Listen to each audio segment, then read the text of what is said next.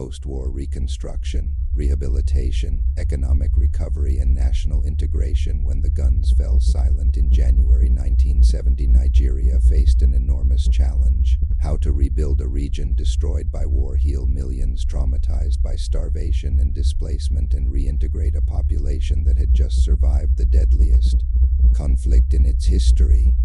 The promise of General Yakubu Gowon's 3Rs: Reconstruction, Rehabilitation, and Reconciliation set the tone, but the reality on the ground was far more complex. The eastern region was in ruins. Over 70% of its infrastructure, roads, bridges, schools, hospitals, had been destroyed.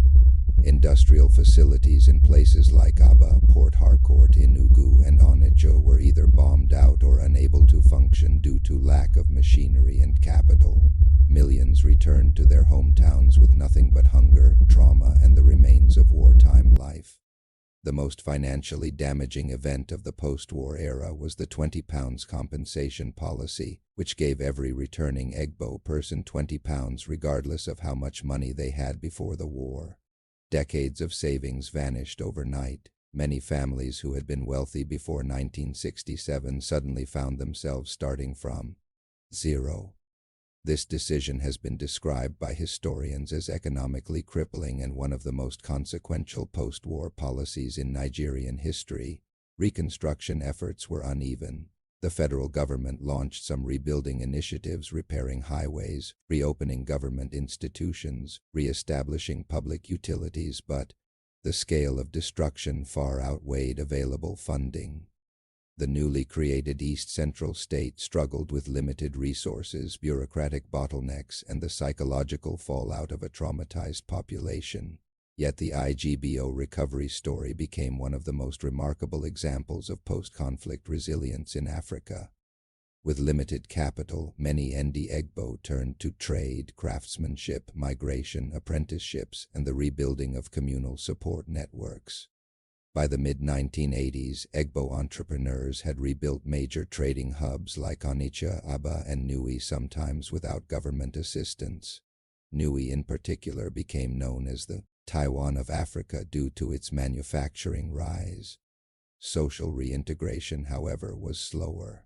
Many Igbo people faced subtle and overt discrimination in employment, military promotions, and federal appointments.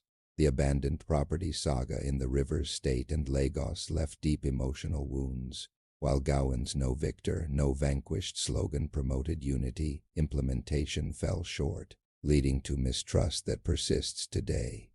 National integration faced another setback with the discovery and expansion of oil wealth in the Niger Delta, which shifted political and economic power away from the regions and toward the federal center. This centralization deepened resentment across the country, not just in the East, fueling modern-day debates on restructuring, resource control, and federalism.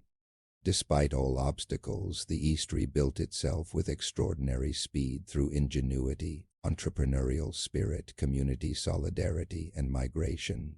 But the legacy of uneven reconstruction planted the seeds for grievances that continue to influence Nigeria's unity, politics, and economic balance. Next up, long-term political consequences.